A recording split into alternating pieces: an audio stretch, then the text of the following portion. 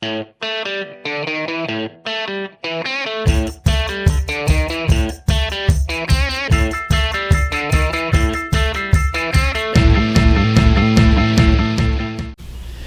I'm Mark. I'm your host for Meet the Members of the National Ski Patrol. Hey, folks, season number 4. Can you believe it? This is the first episode of the 4th season of Meet the Members of the National Ski Patrol, and you guys have been watching me for the last 4 years on YouTube and Facebook and social media everywhere.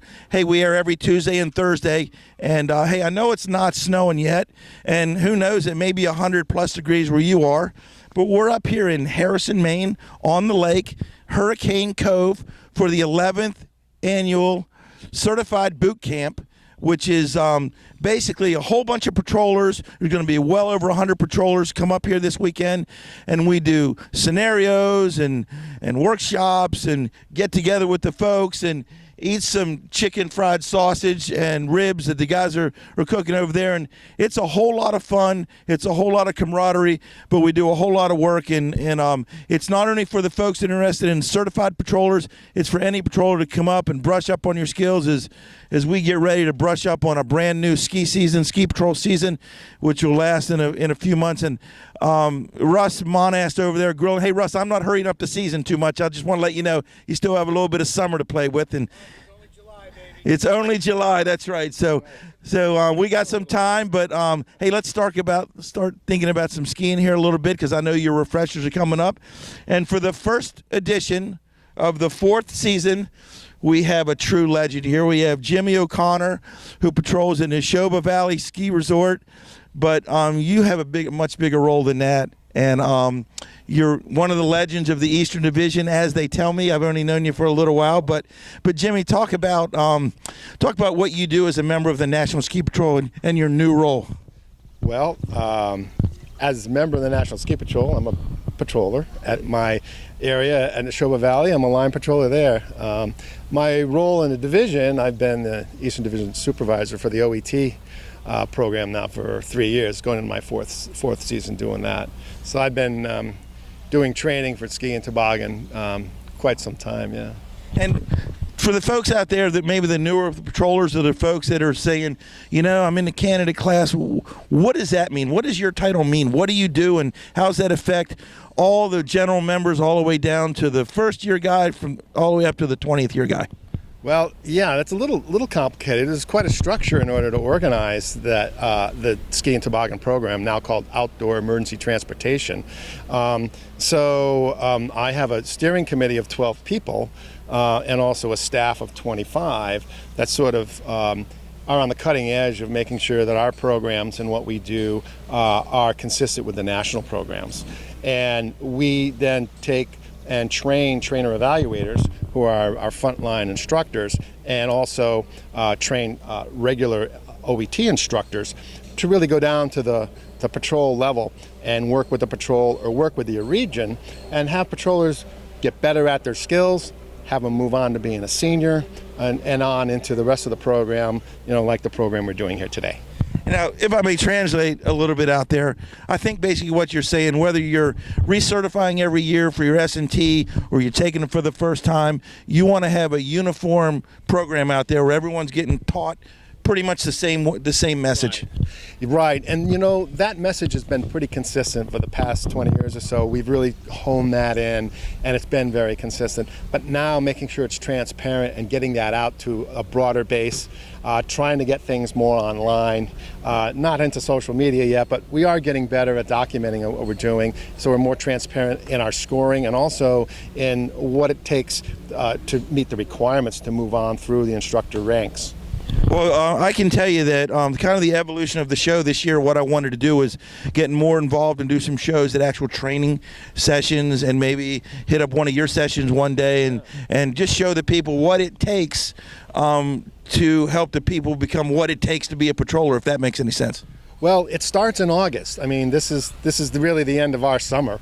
It starts in August with our meeting on the Cape, where we actually set the agenda for the coming year. And so we've got some exciting things we're working on now. We're going to look at sort of a new way of looking at scoring for trainer evaluators, a new way of actually interpreting and using the languages of PSIA for 5 fundamentals in the way we train senior programs. And we're being more consistent now in the industry with our language and the way we train ski patrol skills. So we start with that agenda in August, and then we roll that out in the fall, and then in the December we have our main staff meeting with the steering and 25 staff members, and then they go back to the regions and the message is spread out. And then, of course, throughout the year we have the patroller schools, which also deliver that message and those programs, and kind of keeps everything on the same page. Yeah, in terms of patroller schools, if you guys remember, we've been to the Elk Patroller School a few times, and I want to get to a few more this year. Yep. And it's just a good thing to get to, especially if you want to hone your skills. And I think another interpretation of your message is, way back in the day when I started, we all thought it was an old boy network. If you weren't in the network, you weren't in. And I think that's changed a lot. And I think that guys like you are doing things to kind of change that. Well, I know I was in the beginning of changing that. Back in the day when I became a senior, and that was one of the things that kind of turned me off a little bit, even though I was more of a skier. The first word in ski patrol is ski, right? Right. And I was more of a skier than that, and there was a little bit of that, at least perceptually, if not for real. I think I hope we've eliminated that, and if it's there, we're going to keep eliminating that, because it's not. It's the objectives are pretty clear. I think it's pretty straightforward of what we're trying to do, and it's a standard that we're doing, and we're even working on that standard nationwide now. So it's even the committee, our national committee on OET actually works on a senior standard that can be done nationwide, and that's a challenge at the different terrain. Of course. With different agendas and different opinions and a whole bit, I'm sure that tears into you a little bit as well, right? Well, yeah, but that's the fun of it too, and the cross-fertilization, exchanging those ideas and bringing them back. And we've been doing more and more of that, and we're going to keep doing more of that. And getting out to Powderfall especially, and then off Powderfall years, there's other events on the West Coast that we attend and work and actually instruct at, and also get information and are taught at the same thing. So it's a good exchange that we have started, and I think that national is going to be better off in terms of when they develop this, as the standards develop, are more consistent. Let's talk about the fun part. You're going into your 50th year as being a member of the National Ski Patrol. Does it seem like 50 years or seem like yesterday? No, it doesn't seem like 50 years. I still remember my first accident when I was a junior patroller, It was a bad tib fib. Wow. And I tied it up wrong. I got chewed out. But you did it right. The guy made it right. Hey, the person thought that was better, but the patrol director didn't think it was good. But the person thought it was good, so I felt good. I remember my very first class, 27 years ago, 28 years ago it is. My first class of OEC, outdoor emergency care. Used to be WEC back then, winter emergency care. I walked out like, I'll never make it. Well, it's guys like you that help me make it. I just want to let you know that. Well, thank you for that. And there's a lot of people behind that. It's quite a network. It's quite a team, and it's amazing the dedication and the time that people put in. And it's it's selfless. It's just for the passion of it. Now, tell me about certified patroller number 626. I'm sure you're proud of that number, right? 626, yeah. 626. Mazda, yeah. Just talk about, kind of the fun stuff that's happened over the years. You told me the funny story about your first wreck. My first wreck was about 3 degrees outside, and the guy ate a ski tip. And the first thing I said to my wife when I left the door, I hope I don't have to take my gloves off today. Right. First wreck, I had to take my gloves off.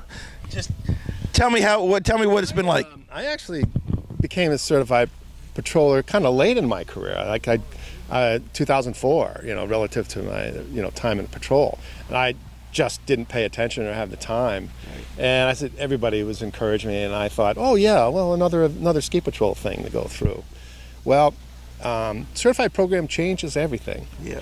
And there's a whole nother level that you don't understand that you're capable of. And really, this program gives you the confidence, not only to do things that you might not have normally done, but also the confidence to bring that back to others. And that's what the program's all about, is your own confidence and to bring it back to others as well. Now, folks, you cannot be a 50-year patroller until you start. You got to have a year one. Everybody's had a year one. Hey, if you're liking what you see, hey, I know it's July and you're thinking about it. Maybe it's not too late. All you have to do is contact your local ski mountain. But if the patrol directors or anything like what we're doing out here with grilling and with the ribs on the fire here and having a big 3-day training session here, you might have to log on to www.nsp.org, and the folks out at the national office like Megan Mosinski and those guys out there can steer you in the right direction. But, hey, take the step. It's a lot of fun, and Jimmie can definitely attest to how much fun he's had over the years and all the stories you can't tell on camera and all that. I'm sure it's been a blast. Yeah. There's too many stories. It's a lifestyle in a way, but it's my best friends are ski patrollers. Really. And again, like I said, is if you're not one of us, you'll never understand us. So be one of us and you'll understand us. So 50 years, and you're skiing at Nashoba Valley, which is right down in Massachusetts, right? Yeah. Tell me about Nashoba Valley for the folks who've never been there, and why they should come there and test you out, and what trails are the secret stashes. I tell you, it's 240 vertical, so watch out. Yeah, watch out. There you go. But in the powder days when nobody's around, you can get figure eights under the lift before it opens, so it's nice, And they do have places where you can bushwhack a little, but you don't get your powder skis every day there. I heard that. It's actually a good little race area. My family, I brought them up there. They're all racers. In fact, my youngest still coaches there, and they really provide a learning base by which skiers can go off into other areas. And it's a great learning program, great racing program to develop skills. You can go over after dinner and train and ski and make turns. And so you are open nights there. That makes you ready for the weekend. That's the best. You're loosened up for the weekend. Well, I think everybody out there knows that my son was a ski racer at the club level. Now he's moving off to college and all that. So we've done that. Hurry up and eat dinner, and we have to go practice for the night. So that's what you guys live by up there. Yep, and we'll hurry up and eat dinner and go patrol too. Yeah. We do our candidate training there on Tuesday nights, and then other nights there's always something going on with racing events or other makeup classes. Yeah. Now, tell me, let's don't stray away from what we're doing here up here at Hurricane Cove here. We're nice view of the lake. I mean, wish you were here, but it'll be next year too. So John Kane will be putting out, our Eastern Division Director will be putting out a memo probably next week about next year's event. So hurry up and sign up. But hey, just talk to the people out there. What goes on here? What kind of skills do we kind of learn? And I know they've seen the videos before with a plane crash and a gondola crashing and all that. And tell me what your role is in these kind of events. Well, the certified program is made up of a number of modules, and it's not just skiing and tobogganing. There's a lot of things that we can practice that are not on snow. Lift evac, we actually tie lines up in the trees. Low angle rescue, you can see this slope here. This is actually, we use this and we pull ATVs with low angle Z-drags up here. There's also the interviews. So there's management interview, risk management. Those are all skills that are part of being a certified patroller. So we work on all of those here, all those non-snow skills, and it really gets your head in the right place to get, to do good when the program engages and the snow comes. My role here is to help train and help evaluate and get people to the next level.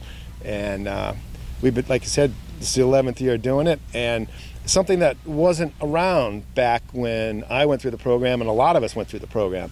And now we're saying, hey, there's so much here. We ought to bring this to them as much as we can. Any candidates we can. And John and Dave started this, right there with them, and now it's turned into a festival. Yeah, I mean, there's good. I talked to John yesterday, and he said there's going to be well over 100 patrollers here again, and there'll be tent city out here. But let's cut to the chase. This is not all about working and training. We've been up here for a couple days, and I see some fire over there. I see you, but you cooked a nice chicken sausage earlier. And what's going on back here? And they call this area, you can't see it, but I'm going to show you in a little bit. It's called Section 8. You can interpret that however you want. It's developed over the years, you know. First it was just a quick overnight stay, then okay, you bring something, a cooler, okay. Now it's full-blown grills and, you know, all day cooking. And we actually come up early, a day early, to have these pre-event activities and have a little camping and cooking. And get out of work, right? And get out of work, yeah. Well, it's funny, too, because the masterminds seem like today are folks that we've had on the show before. Steve Sumala and Russ Monash back there. And Russ is proud papa over there with his ribs on the grill. I think there's going to be a rib-off here in a minute. Those guys pulled this together. I was told to get in the car and not bring anything. Well, of course I had to bring my cooler full of things. But, yeah, these guys got the camp set up, and it's pretty nice now. It's almost like a vacation.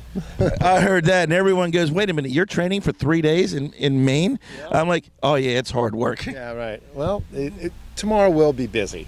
I'll be ready to relax come 5 o'clock tomorrow, yeah? I just want to let you know, the last couple of years, John Kane has tipped me off about what the secret big 5-star event, but he's hush-hush this year, so I don't know what to expect. The first date scenario is hush-hush, and the examiners don't know either because we have to walk in like the candidates and evaluate their response, so we have to have our first response. So I have no clue either. This will be good. Hey, this will be good. Again, from plane crashes to gondola fallings to people laying everywhere screaming and yelling to ribs on the grill and something cool to drink in your hand. Hey, folks, you can't get any better of this. And again, Meet the Members of the National Ski Patrol is going to be here all weekend showing you what happened, what's going on, and inviting you to come out and become one of us. Again, Meet the Members of the National Ski Patrol. Hey, we're on every Tuesday and Thursday. This is season 4, folks. Hey, tune in right now. Jump on board, because my guy Steve right behind me is pointing his finger down and imitating the legend here. So, hey, come on out. Again, I'm Mark Clem, your host for Meet the Members of the National Ski Patrol.